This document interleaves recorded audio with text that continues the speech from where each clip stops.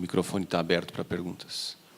A história das ciências humanas, segundo Foucault. Então, tem o triedro dos saberes, as ciências naturais, as ciências empíricas e a reflexão filosófica. E as ciências humanas ocupando os interstícios, quer dizer, os espaços entre esses modos de ser, esses saberes do modo de ser do homem. E aí o lugar da história. A história, segundo Foucault, é fundo e limite das ciências humanas. Ciências humanas são psicologia, sociologia e teoria da literatura e do mito.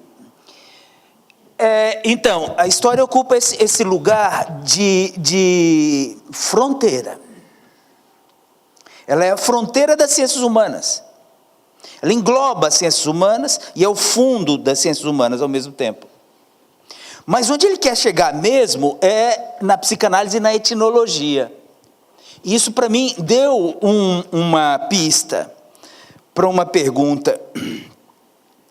Quer dizer, um limite do próprio pensamento do Foucault.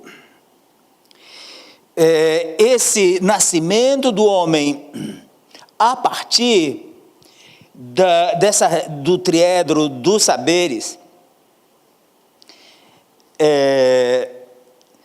e essa localização da história como, então, fundo e limite das ciências humanas, mas que tem, na verdade, como objetivo um outro tipo de ciência humana, das coisas humanas, que é a psicanálise e a etnologia. E aí, talvez aí estaria a razão de por que nessa história dos saberes que ele monta para localizar a história das ciências humanas, a gente não tem a notícia de uma forma do saber das coisas humanas que vem da própria filologia, que vem do humanismo, que vem do humanismo, então. Quer dizer, então seria bem anterior, não é, sem falar do próprio mito e da religião antes, não é? O Weber, por exemplo, trata tanto magia quanto religião como formas de saber do homem. É o nascimento do simbolismo e seu desdobramento. E então, primeiro, eu queria saber o que o senhor acha dessa minha leitura, que está pressionando, então, Foucault. Por que só nesse momento, então, nasce aí é que está, ele está preocupado com ciência, né? Mas ele chama de ciência de saber. E aí, por que, então, essa relação que afasta ou que não considera o humanismo? Como é que o senhor encara isso nessa leitura brilhante que o senhor fez do As Palavras e as Coisas? Por que aqui o senhor atribuiria esse, então, afastamento do que se aprendeu sobre o ser humano com o humanismo? Achei, Tiago, super interessante a exposição. O autor que você estuda não faz parte do meu rol de leituras, então estava muito mais aprendendo com o teu texto. Mas eu fiquei pensando nesse advento do que você e ele chamam de uma história das ciências, no plural, não é?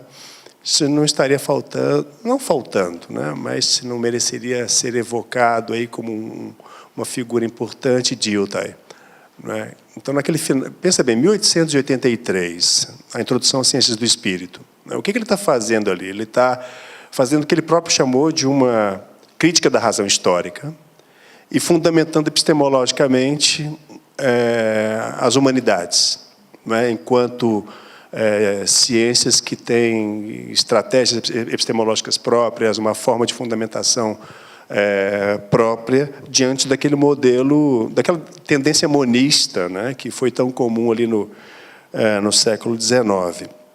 Então, me pergunto se ele, de alguma maneira, já não está promovendo aquilo, né, esse movimento aí que você descreveu, né, e no caso específico do que ele chama de crítica da razão histórica, em profundo debate com a história da historiografia.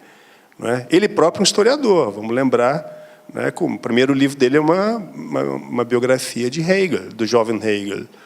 Então, sem falar nos inúmeros escritos, até 1911, quando sai lá a obra principal sobre a fundamentação das ciências do espírito, da teoria, enfim. Né?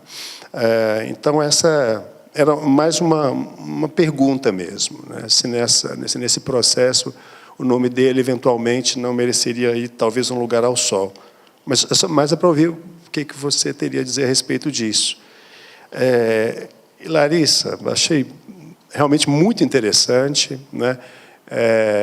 Entre nós historiadores, pensar a espacialidade da dinâmica das ideias é algo incomum, né? Então a sua contribuição para nós ela é muito estimulante mesmo. Então eu acho que, como todos aqui provavelmente, eu fiquei bastante interessado no teu trabalho. Mas fiquei com uma curiosidade quando você, aliás, assim, quem estuda, olhou um pouco sobre a Escola dos Annales e te ouve, né, na exposição sobretudo sobre Vidal de Lablache, já vê imediatamente uma série de coisas estruturantes no Febvre, na tese de doutorado, né, sobre La France Conché, já está lá, enfim. Como está no último Brodel, naquele livro sobre a identidade da França, cujo primeiro volume é sobre o espaço geográfico, quando você citou aquela frase, a França é uma pessoa, isso para mim quase que resume esse primeiro volume da identidade da França do Brodel, né?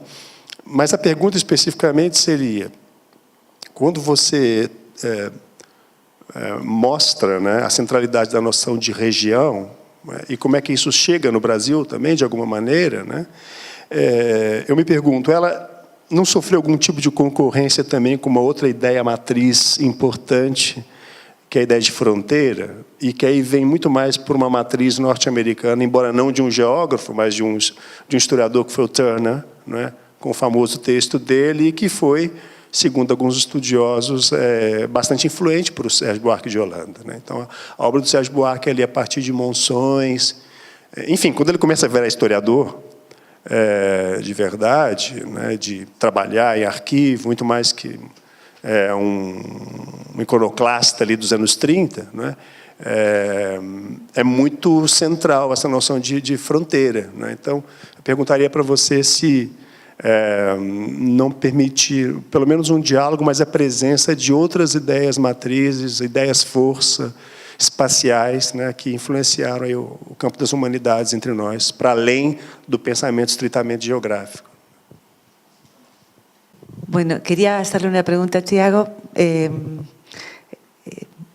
En primer lugar, decir que me interesó mucho tu trabajo, que lo he venido siguiendo, y preguntarte por una noción bachelardiana que me parece que tiene relación con lo que has expuesto, y que es la de síntesis histórica.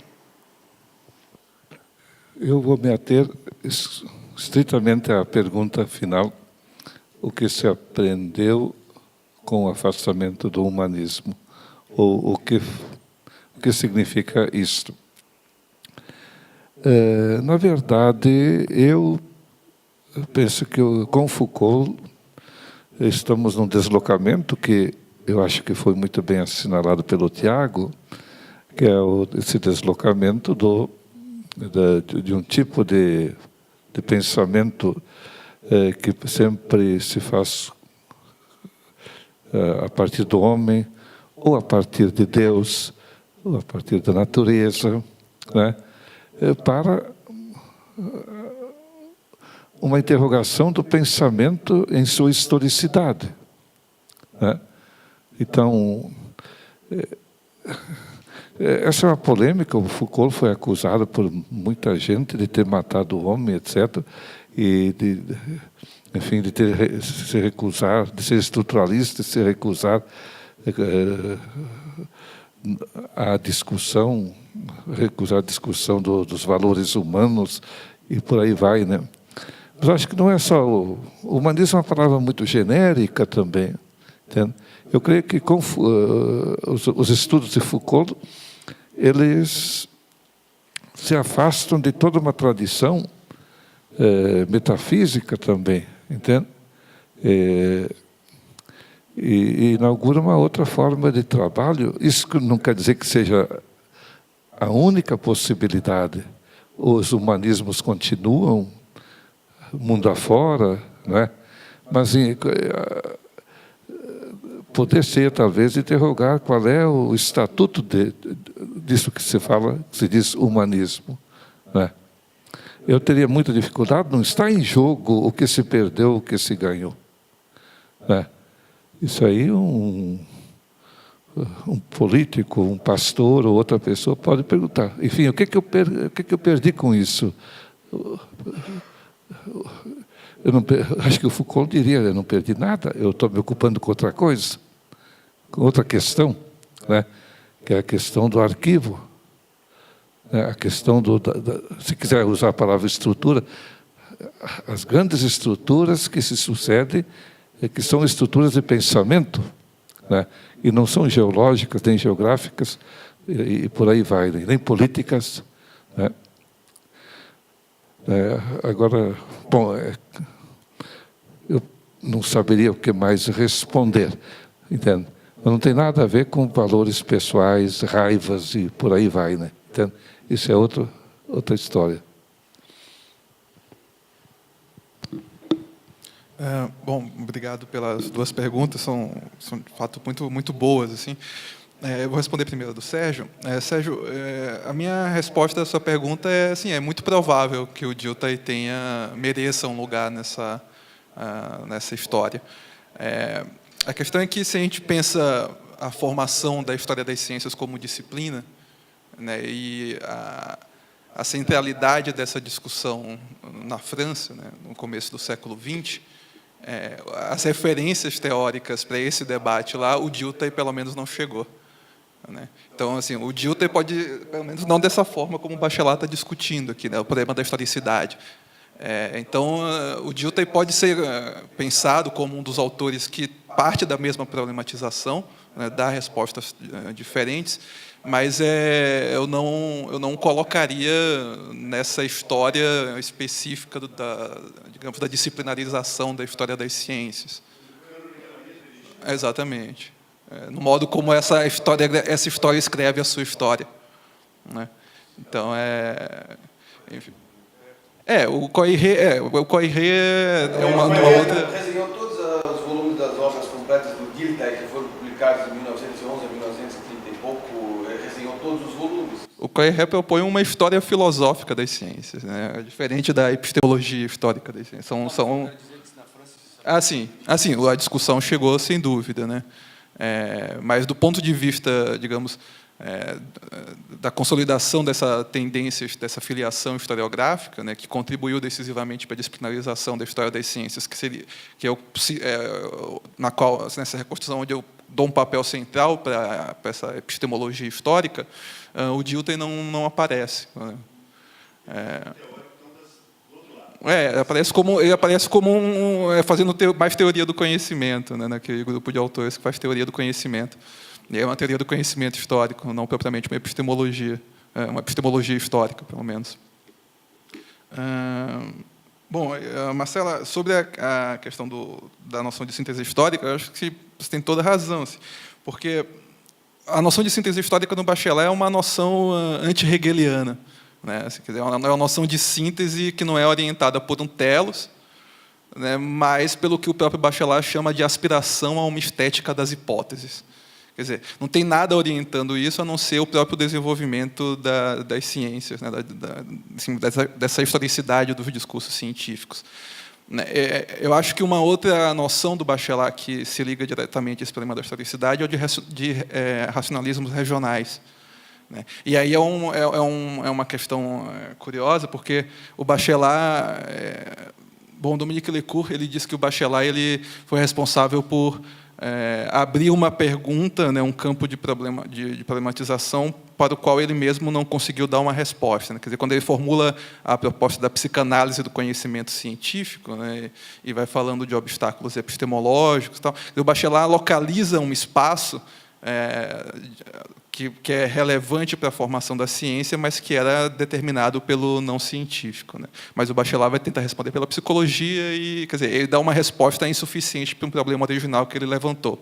Me parece que acontece a mesma coisa aqui, porque o Bachelard, quando ele vai falar de historicidades específicas de ciências particulares, de racionalismos regionais, ele nos permite, por exemplo, falar disso que a gente está fazendo nesse colóquio, né? Uma epistemologia específica das ciências humanas, que seria diferente, não precisaria ser pensada em relação com a epistemologia das ciências, digamos, mais constituídas. Mas o próprio Bachelard recusou isso, né? Nos anos 40, o Bachelard ele presidiu um congresso internacional de história das ciências, do qual a história das ciências humanas foi posta de fora, segundo ele, porque elas ainda não haviam atingido um grau de cientificidade, né, que seria demonstrado pela matematização. Então, ele vai falar, tudo bem, nas ciências sociais tem esforços de quantificação de dados, então isso pode ser entendido, mas as ciências humanas ainda não chegaram lá. Então, novamente, o Bachelard, a gente se encontra nessa situação de ter aberto um problema e ter dado uma resposta insatisfatória, mas que, enfim, é no campo do problema, da possibilidade do problema que interessa. Obrigado.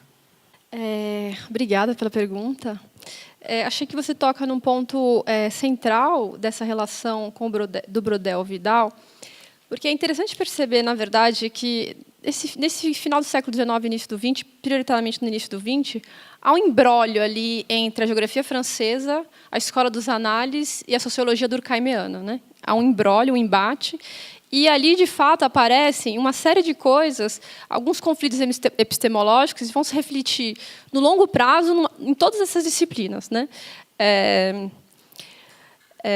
E aí é interessante perceber que aí é uma tese, uma hipótese um pouco imperialista da minha parte, mas eu tenho a impressão de que o Vidal de Lablache tenha sido um autor fundamental, particularmente para a escola dos análises, isso é evidente, mas também para a etnologia do Lévi-Strauss e também para o Durkheim. Porque eles tiveram todos aulas com o Vidal de Lablache no final do século XIX, na École Normale. E o Vidal de Lablache ele era, reconhecidamente, um intelectual que estava renovando, de alguma maneira, alguns princípios, não só da história, quanto da geografia, e que estava discutindo com a sociologia, estava criando, de alguma maneira, polêmicas e se defendendo. Então, o livro o meu mestrado sobre a relação entre Vidal de Lablache e Braudel em relação no que toca ao Mediterrâneo, eu defendo a ideia de que o Vidal de Lablache concebe a ideia de tempo geográfico, que inclusive vai ser recuperada pelo Braudel. Por que o Braudel é interessante? Porque o Braudel ele não faz tributo a ninguém, né? O Braudel não faz tributo a nenhum grande autor. O Braudel brodeliza todos os autores, salvo o Vidal de Lablache. O Vidal de Lablache ele faz tributo, inclusive afirma no livro dele escrito sobre a história, diria de bom grado que o Tableau de la géographie de la France é a maior obra da historiografia francesa, né? Então, ele faz tributo ao Vidal de Lablache, reconhece, acusa depois os discípulos de Vidal de Lablache não terem seguido fidedignamente o Vidal de Lablache. Então, quer dizer, ele se reconhece um seguidor do Vidal de Lablache. E, então, digamos, essa relação entre, digamos, Braudel, Vidal, Febvre, Durkheim, Mauss, está surgindo esse imbróglio ali nas ciências humanas e que, de alguma maneira, se colocam conflitos interessantíssimos. Porque, por exemplo, essa concepção literária do Vidal de Lablache, quando ele fala de tempo geográfico, né, que ele vai defender, ele usa algumas metáforas, né? O Braudel ele vai ser mais hermético, vai sistematizar muito mais, vai fazer um artigo teórico a longa duração, e o Vidal nunca se propôs a fazer isso, né? E o Vidal, por exemplo, ele vai falar, quando você joga uma pedra no rio, aquilo gera um acontecimento histórico, mas aquilo só vai balançar a superfície, né? Então, ele usa essas metáforas para falar, olha, a onda que surge no rio e na água é uma onda superficial, né? E depois o Braudel vai falar no Brasil, né? Tá vendo esse vagalume? Isso é um acontecimento. A história é a escuridão, né?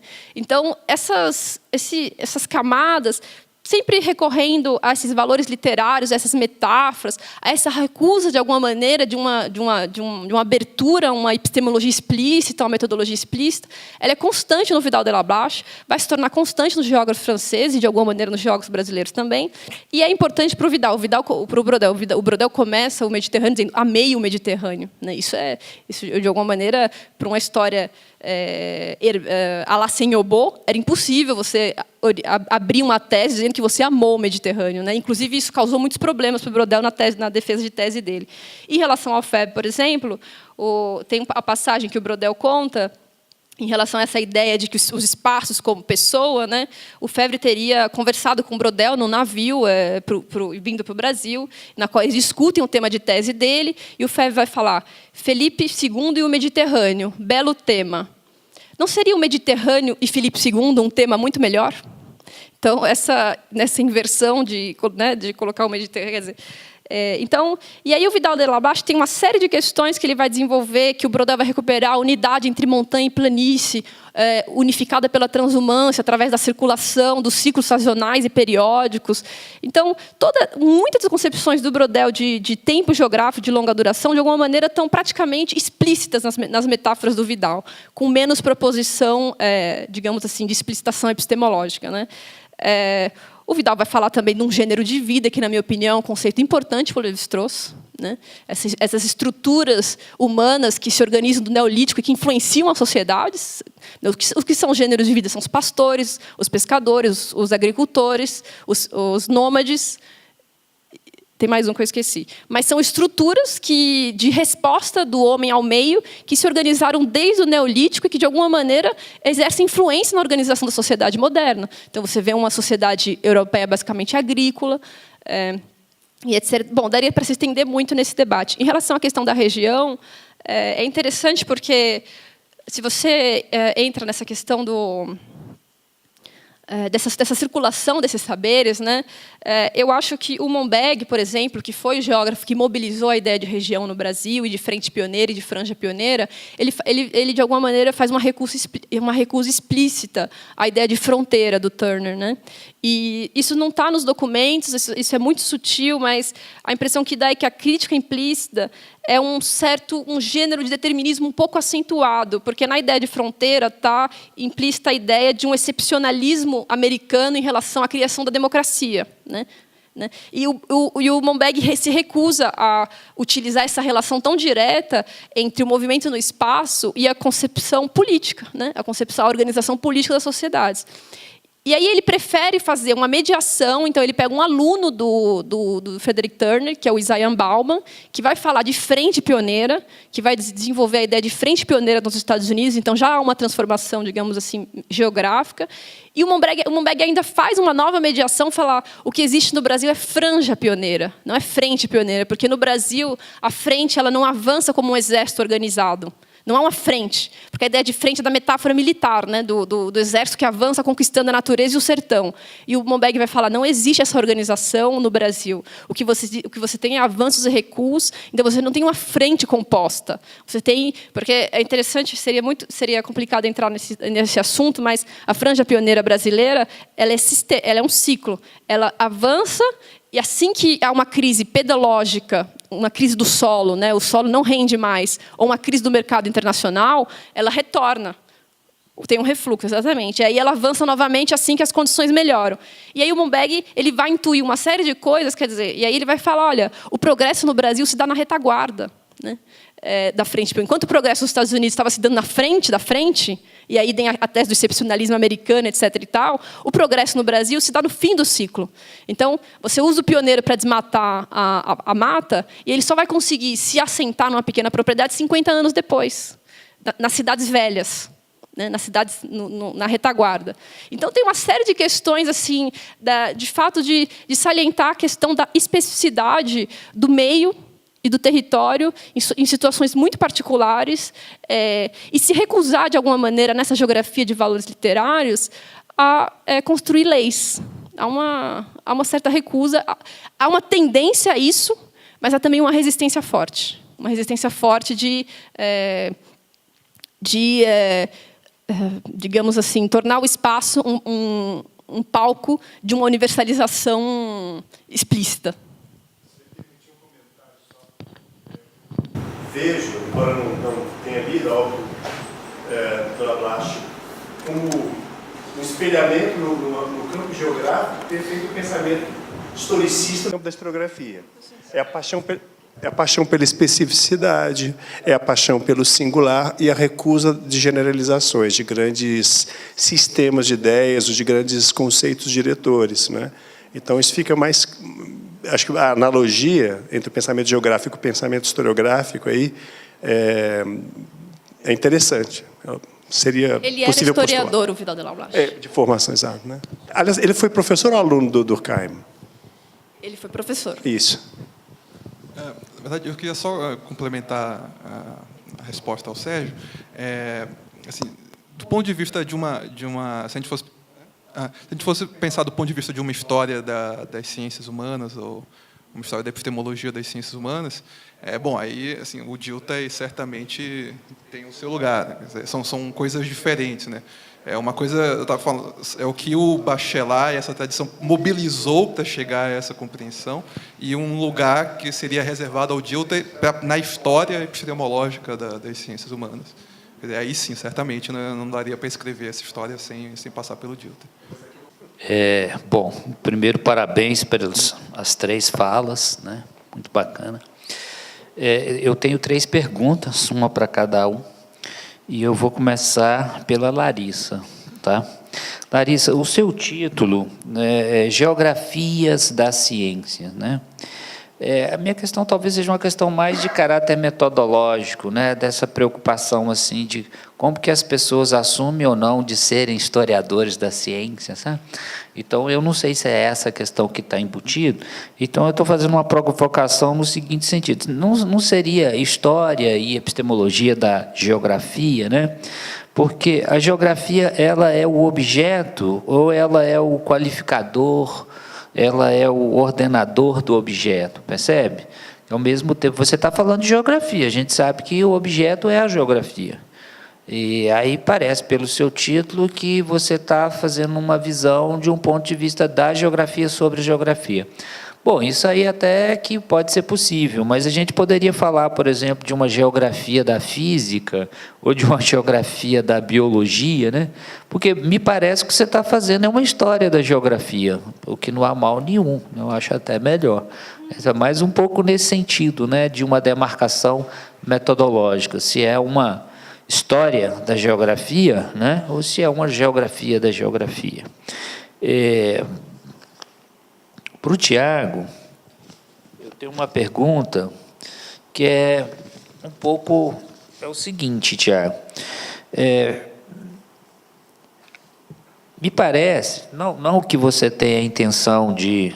Ao fazer uma crítica a uma perspectiva filosófica tradicional, da arquitetônica kantiana, que pautava o que fosse uma história da ciência, a um fim último, transcendental, etc. e tal, mas você acaba, no seu trabalho como um todo, fazendo quase que uma biografia filosófica de um objeto científico. Tudo bem que você troca, você não vai fazer uma filosofia transcendental, talvez fosse uma filosofia de caráter de uma epistemologia histórica, né, então, nesse sentido, pelo menos do meu ponto de vista, bem melhor do que o mapeamento que, de uma perspectiva kantiana, colocou. Mas, mesmo assim, não seria, talvez, ainda talvez seria uma espécie de um outro metadiscurso filosófico dizendo o que é a história da ciência, sabe? Não seria melhor fazer uma biografia histórico-social do objeto, sabe? Então, eu estou pensando assim, mesmo um autor como o Fleck, por exemplo, ainda que tenha uma dimensão epistemológica e filosófica muito grande, ele acaba indo muito numa vertente quase que sociológica, né, social, de entendimento do que é um objeto científico. Se você for pensar, por exemplo, a sífilis como objeto científico, ao longo do livro dele, ele está fazendo um mapeamento de caráter bastante social nesse sentido. Então, não que uma abordagem, como você está colocando, ela não seja relevante, não seja importante, não, né? Mas será que, de certa forma, ela legitima mais uma prática de história da ciência nesse sentido? Então, seria uma pergunta assim. Para o professor Ternes, eu tenho duas perguntas. Uma pergunta, eu achei a primeira frase da sua fala muito boa e de muito impacto, né? Que as ciências humanas dificilmente suportariam uma análise epistemológica rigorosa, né? Aí a minha pergunta, depois de tudo exposto, né, a partir de Foucault e pensando no próprio quadro da epistemologia histórica no sentido mais amplo, né? A pergunta é se a epistemologia possível não seria apenas uma epistemologia das ciências humanas, né? No sentido de reverter a questão. Na realidade, é quase que se uma epistemologia das ciências naturais seria uma epistemologia colocada a partir das próprias ciências humanas ou do próprio ponto de vista humano, né? Então, seria inverter um pouco a pergunta. Se você acha que esse raciocínio é correto. E a outra pergunta é o seguinte, sobretudo a partir das palavras e das coisas, né? Mais cedo houve uma pergunta no sentido assim, se Wittgenstein era semelhante a Foucault, qualquer coisa nesse sentido, e eu falava da questão da gramática e dizia, olha, para Wittgenstein a gente não analisa o fenômeno em si, mas a gente analisa as possibilidades do fenômeno. Aí o Foucault vai e fala para a gente de economia, fala para a gente de linguagem, né? Então, a questão é um pouco essa, né? E na sua fala mesmo, você mapeando, né? Salientando esses pontos, né? E a gente não fala na economia dos aspectos empíricos, mas dos valores econômicos. A gente não fala do fenômeno em si, mas das possibilidades do fenômeno. A gente não fala vamos chamar assim, da linguagem em si, da fonética, da linguística, né? Mas dos usos da linguagem, né? Então, nesse sentido, a gente poderia falar de uma convergência, né, desses dois pensadores, nesse sentido. Não era a primeira pergunta, mas, em todo caso, eu acho que eu concordaria contigo, entende? A epistemologia possível das ciências humanas. Mas eu fiz a ressalva, se eu me colocar numa perspectiva de bacharel mesmo, né? E a resposta está dada nessa discussão com a professora aqui, né? As ciências humanas não teriam chegado a uma maturidade epistemológica, seriam quase que pré-ciências, né? Entende? Mas estou de acordo. Eu acho que o Canguilhem tem a resposta para isso, né? Quando ele fala da medicina. Canguilhem é um bachareliano da GEMA, né? No entanto, a medicina exige uma outra epistemologia. Isso é bachareliano também, no meu entender. A epistemologia nasce de uma análise da história de cada ciência. Ela é um ponto de chegada e não uma carta de intenções prévia, né? Bom, essa é a minha... Eu acho que estou de acordo. As ciências humanas, sim, e seria muito saudável que se fizesse a discussão epistemológica das ciências humanas, e não apenas do seu funcionamento, das suas metodologias, da questão política e por aí vai, né? Em relação a Foucault e Wittgenstein, eu tive essa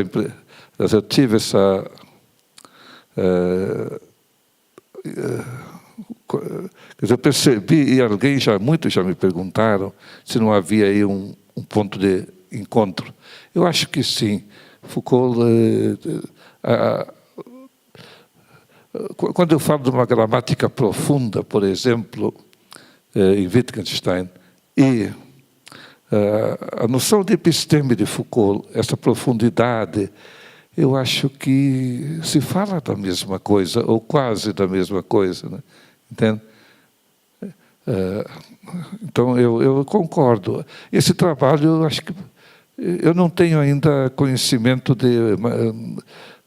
Quer dizer, há trabalhos que aproximam Wittgenstein de Foucault, e, no entanto, eu não tenho essa leitura, entende? Mas a suspeita, sim, que é possível encontrar pontos de confluência. Eles acredito que estão bastante, nadam mais ou menos nas mesmas águas da filosofia do século XX aí, entende? E que se afastam os dois justamente daquelas águas indecisas da metafísica ou de outra, da fenomenologia e por aí vai. Valeu? Obrigada pela pergunta. Eu, na verdade, sou formada numa escola que não vê muita separação entre a geografia e a história, né? A geohistória. No entanto, eu evocaria um comentador da geohistória que lembra sempre que, na geohistória, a geografia vem antes da história, e isso também não é pouco, né? Então, de fato, eu faço uma geohistória, na minha opinião, da história da geografia, de forma que você pergunta, o objeto, a geografia é um objeto ou um ordenador do objeto? Na verdade, é os dois, né? É os dois, porque até um pouco já existem, isso não é invenção. O Bourdieu vai falar da sociologia, da reflexividade, etc. e tal. Então, na minha opinião, é possível fazer uma geografia da geografia, né? Agora, é claro que seria muito estranho se eu chegasse aqui falando de um determinismo absoluto, né? de um espaço que se entranha nas relações sociais e que define os nossos micromovimentos, digamos assim, os movimentos intelectuais. Então, o que eu quero dizer com isso?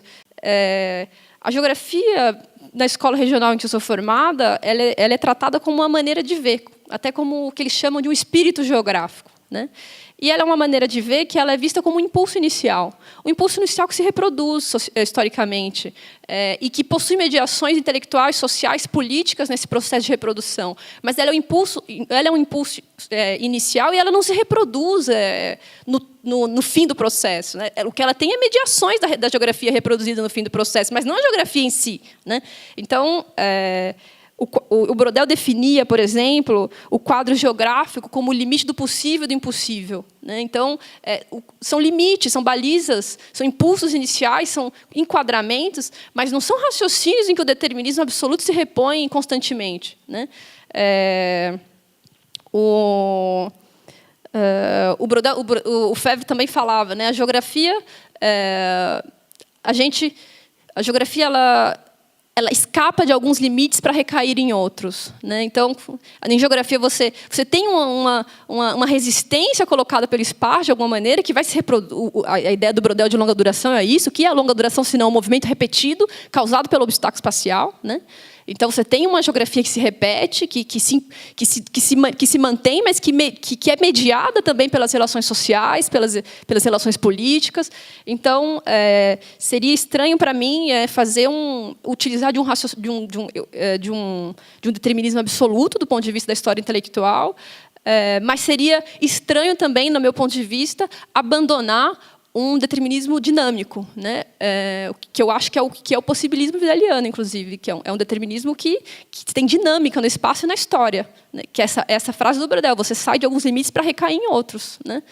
Então, eu achei curioso você colocar essa pergunta, porque os geógrafos marxistas me diriam que eu sou muito, que veriam geografia demais no meu raciocínio e que diriam que eu sou determinista até. Então, achei curioso essa pergunta vinda do historiador, dizendo que tem pouca geografia.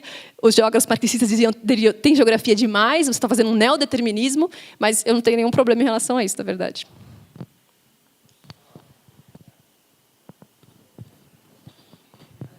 Porque a história da ciência ela não é só história, não é só ciência. Então, essa, vamos chamar de dialética, né, entre o objeto e o que a história vê, ela é muito presente. Então, isso não há problema nenhum de ter essa relação. E não há... O Fleck chega a falar de ciência da ciência. Ele acha que a gente não deveria fazer não só uma sociologia, não só uma história, não só uma filosofia, mas nós deveríamos trazer essa reflexividade chamando de uma ciência da ciência que usaria todos os recursos disponíveis de todas as ciências para entender a própria ciência, né? Então, nesse sentido... Mas, por outro lado, querendo ou não, do meu ponto de vista, eu acho que a história acabou, ao longo do século XX, sendo aquele lugar mais amplo, mais abrangente, que acaba patrocinando essas reflexões. Um lugar que até então era ocupado pela filosofia, basicamente, né, eu acho que hoje a filosofia ocupa menos esse lugar. Tanto a prova disso, eu acho que as reflexões sobre a ciência no mundo do século XX, elas acabaram se consolidando em instituições que são instituições voltadas para a história. Então, são institutos de história da ciência, departamentos de história da ciência, tendo a história como aquele lugar em que convergem saberes sociológicos, filosóficos, antropológicos. Talvez seja só uma questão metodológica, não necessariamente no sentido de dizer, olha, a história é a rainha da ciência. Não é isso, né? Mas eu acho que, de alguma maneira, a história acaba incluindo vários desses saberes. Então, acho que, nesse sentido, a história da ciência ela teve uma abrangência maior ao longo do século XX. Aí. Mas aí o que seria uma história da geografia que não fosse uma história da história da geografia, percebe o que estou falando? Porque, na realidade, quando você fala que é uma história, uma geohistória da geografia, eu entendo que é uma história da geografia, né? Não entendo essa especificidade. Vocês dois estão falando a mesma coisa. Só estou dizendo uma coisa. É só uma questão semântica. Tiago. A mesa resolveu a polêmica.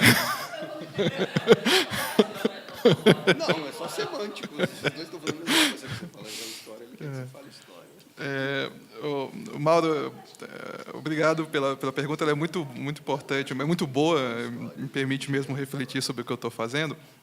Mas, assim, o modo como eu tenho estudado esse problema desse objeto, ele é, de fato, entendido como um processo, né? Quer dizer,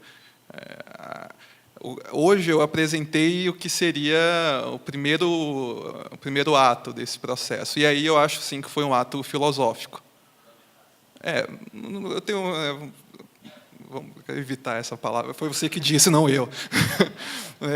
Então, quer dizer, o problema da historicidade, né, o reconhecimento da historicidade das ciências, ela aparece no Bachelard como um ato filosófico. O Bachelard está o tempo todo se definindo como um não-kantismo, um kantismo funcional. Né? Mas o que é que o aparecimento desse objeto vai permitir? Quer dizer, eu falei da resposta do Canguilhem, né, a pergunta qual é o objeto da história das ciências, ele vai dizer, bom, o objeto é a historicidade do discurso científico, na medida em que essa historicidade é atravessada por ideologias, por erros, pela não-ciência. Quer dizer, quando se reconhece essa historicidade própria das ciências, abre-se para o social. Né? Então, todos esses aspectos que vão ser determinantes para a história dos conceitos científicos no FLEC, eles vão aparecer também, mas, quer dizer, depois que se reconhece essa historicidade específica. Né? Então, quer dizer, no livro, né, que vai sair amanhã, justamente a ideia eu leio um livro. Né? A questão, justamente, eu falo de uma historicização das ciências, porque justamente depois desse momento, desse ato filosófico inicial, o Canguilhem vai se investir nas discussões, na verdade, vai se investir num projeto de achar uma função positiva para a não-ciência na história das ciências. Né? Então, o social vai entrar... A não-ciência. A não-ciência tem um papel positivo para a história das ciências. Quer dizer, então, o Canguilhem vai falar no artigo sobre a teoria celular, vai abrir um espaço para os mitos, né? Depois, seguindo um pensamento de época, vai abrir espaço para a psicanálise, depois ele vai abrir para a questão da ideologia. Enfim, quer dizer, essa discussão ela parece condicionada me parece, à emergência desse objeto, que seria a historicidade do discurso. Você trabalha nesse sentido, quer dizer, o trabalho não se esgota por ele ter uma fundamentação teórica. Porque, do ponto de vista pragmático, é aquela coisa de discutir o que é o paradoxo, como o paradoxo de Zenon, por exemplo, né, o Poiré trabalhou bastante. O pragmatista, o que faz? Ele só anda e dissolve o paradoxo. Então, quer dizer, fazer uma reflexão filosófica é muito bom, mas ter uma abordagem pragmático-social resolve muitos problemas. Mas, por exemplo, se a gente... de qualquer forma, se a gente pensa, por exemplo, no que o Foucault fez, né, na História da Loucura. A História da Loucura é a história da formação de um objeto científico, né, a doença mental. É a transformação de um objeto, né, que seria a loucura, em doença mental. O Foucault vai mostrar justamente como, a partir da delimitação desse objeto, o saber que estuda esse objeto ele se constitui também. Então, você não tem um saber que não é só um saber fundando um objeto, né? É o saber também se moldando em função desse objeto que está sendo construído. Então, com a história das ciências é o mesmo movimento, né? Quer dizer, a historicidade, a historicização das ciências, o modo como isso é percebido, vai organizando a disciplina. Só antes que eu vou passar para a Francine, que vai fazer a última pergunta, ou a última rodada de perguntas. Os nossos inquiridores aqui fazem rodadas e não perguntas, o que é muito bom, positivo, né? Mas até eu vou fazer uma pergunta, porque eu queria, talvez, pegar a tua fala no caminho, porque essa fala do Bachelard, que você acabou de citar, que as ciências humanas não eram suficientemente rigorosas para possuir uma epistemologia, ou essa frase que com a qual o Ternes abriu, eu sempre fico pensando um pouco nos anos 60, particularmente no caso da França, que foi uma espécie de época de ouro das ciências humanas, vamos dizer assim, né? E que os filósofos foram muito reativos em relação a isso, né? A gente, desde os anos 50, os filósofos sempre foram muito reativos à ideia de que as ciências humanas estavam ocupando o seu espaço, inclusive institucionalmente.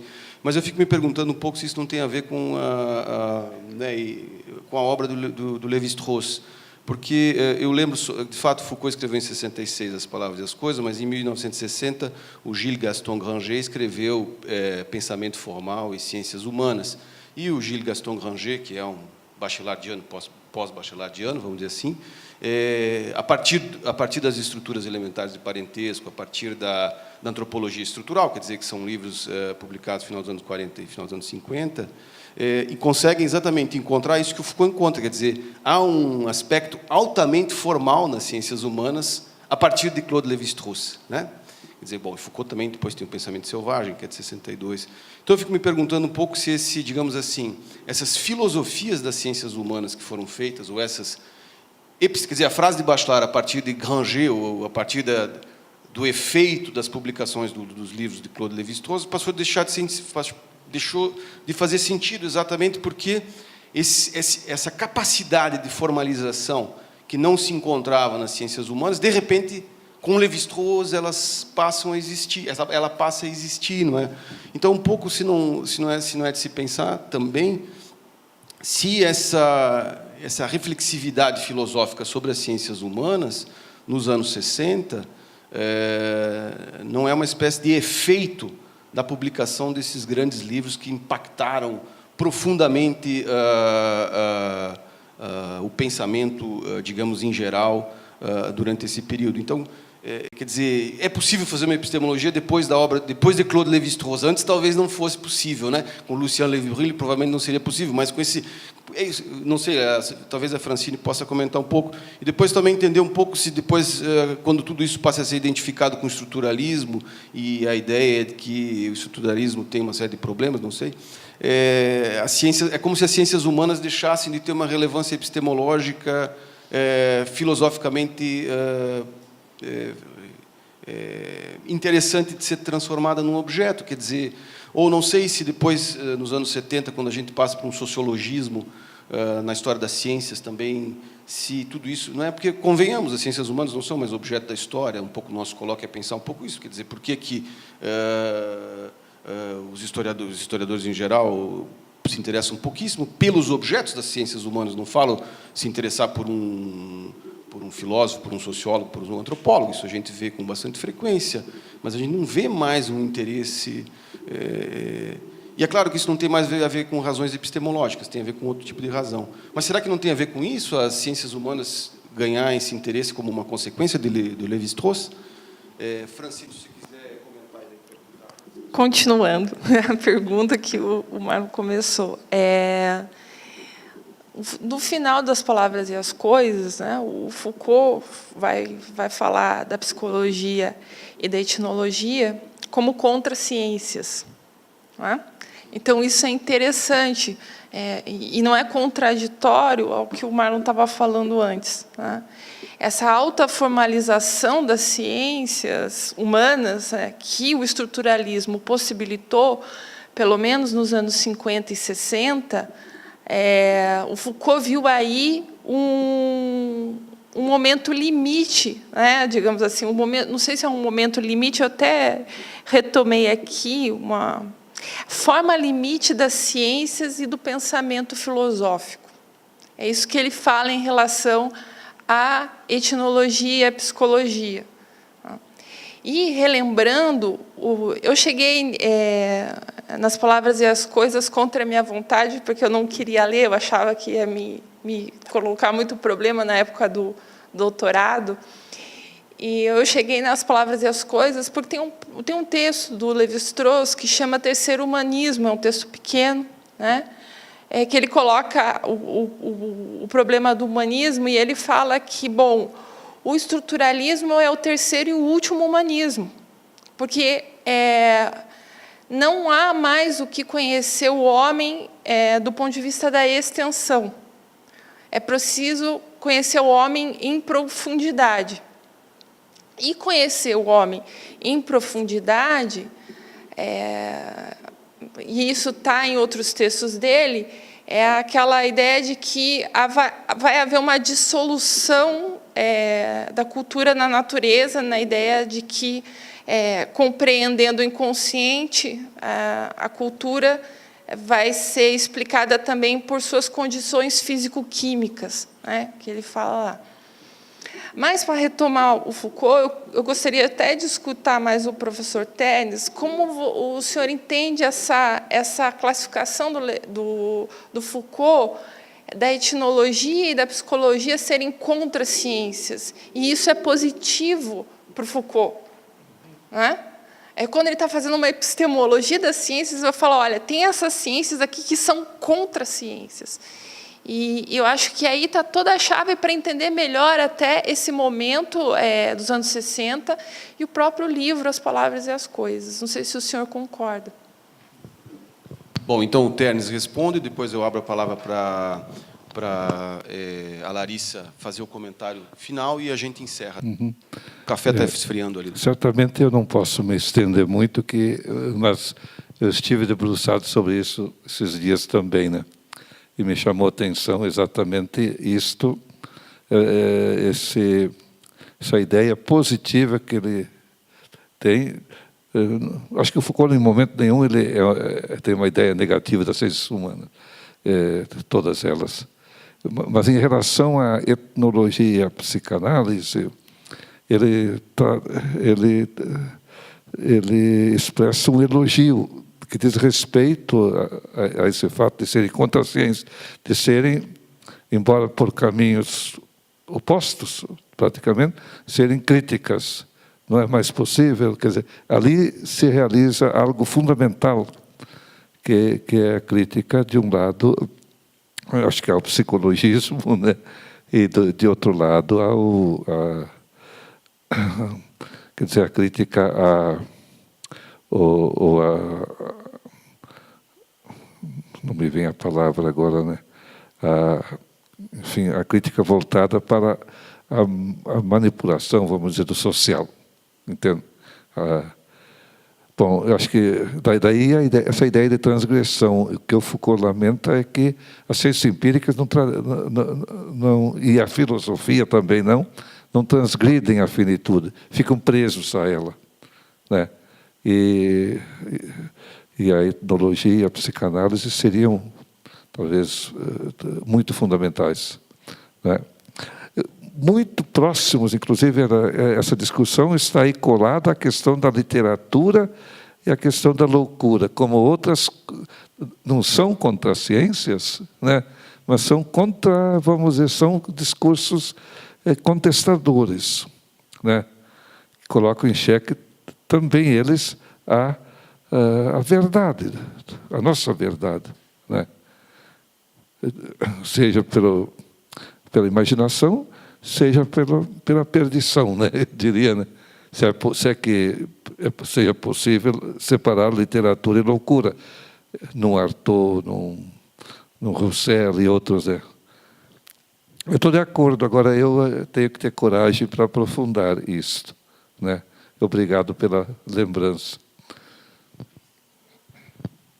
Vou tentar ser rápida em relação à questão que me foi colocada, eu essa questão da história como patrocínio da história da ciência, eu acho que nem contesto. O que eu chamo a atenção é que, no processo de circulação, os espaços eles têm efeito. Então, do ponto de vista da geografia, por exemplo, o darwinismo na França ele é lamarckiano, né? Dos Estados Unidos ele é um darwinismo social. Né? Então, a própria teoria regional, como eu tentei ressaltar aqui, na Inglaterra é uma região econômica, né? Na Alemanha é uma região política, na França é uma região natural, e no Brasil é uma região ferroviária, que eu esqueci de comentar com o colega. A própria geografia humana, por exemplo, você tem na França uma procura pelo equilíbrio, na Alemanha uma procura pela expansão, e no Brasil uma procura pelo desenvolvimento. Então, você tem mediações que o espaço promove em relação à circulação dos saberes, que é fundamental. E aí eu só queria colocar uma última questão em relação, quando a gente, de alguma maneira, se coloca essas questões epistemológicas das ciências humanas, enfim, eu tenho dificuldade de entrar nessas questões muito aprofundadas, mas eu penso que a gente poderia também pensar, e aí puxando a sardinha para o meu lado, em outras vertentes também, como a ideia de uma construção das ciências humanas de uma longa duração, né? E também do ponto de vista da influência que as ciências naturais colocam na geografia humana, que é uma vertente de análise que é pouco considerada, na verdade, pelos historiadores e epistemólogos, digamos assim, né? E do meu ponto de vista de geógrafo, que de alguma maneira lida com a história de uma ciência ponte, digamos assim, entre as ciências naturais e as ciências humanas, eu vejo que naturalistas como Goethe, Buffon, Darwin, eles tiveram uma influência fundamental em alguns princípios metodológicos, alguns arranjos teóricos importantes, mesmo que não assumidos do ponto de vista de uma epistemologia explícita. E a própria ideia dos valores da literatura na geografia, ela chega pelo naturalismo, pelas ciências naturais, né? Essa recusa da reflexividade, por exemplo, que a geografia, se apoiando na descrição por metáforas e por recursos literários, ela é uma herança, de alguma maneira, de uma perspectiva naturalista de produção do saber, né? Então, não me parece que... E eu acho que existem mais questões a se resolver do ponto de vista da influência das ciências naturais, de um lado, e da longa duração das ciências humanas, do outro, do que simplesmente acreditar num rompimento fácil entre a relação entre natureza e cultura, como foi colocado aqui, né? Obrigado, Larissa. Então, eu agradeço a presença de todos. Nós vamos continuar essa conversa agora de maneira mais informal aqui ao lado. Eu convido todos vocês a nos acompanharem ali para tomar um cafezinho e comer um pãozinho de queijo. Eu quero agradecer a Larissa, ao Ternes e ao Tiago pelas belas exposições e pelo debate que elas proporcionaram. Amanhã de manhã nós voltamos aqui às 9 horas. Passaremos mais uma jornada agradável amanhã. Amanhã nós teremos, no final da tarde, um coquetel mais aprazível, mais à altura dos nossos convidados. Então, eu já peço a vocês que fiquem disponíveis para o final da tarde, para que a gente possa desfrutar de um belo repasto, que será servido por volta das 17 horas aqui ao lado. E por ocasião do lançamento dos livros, sobre os quais nós já falamos um pouco hoje. Então, muito obrigado e até amanhã.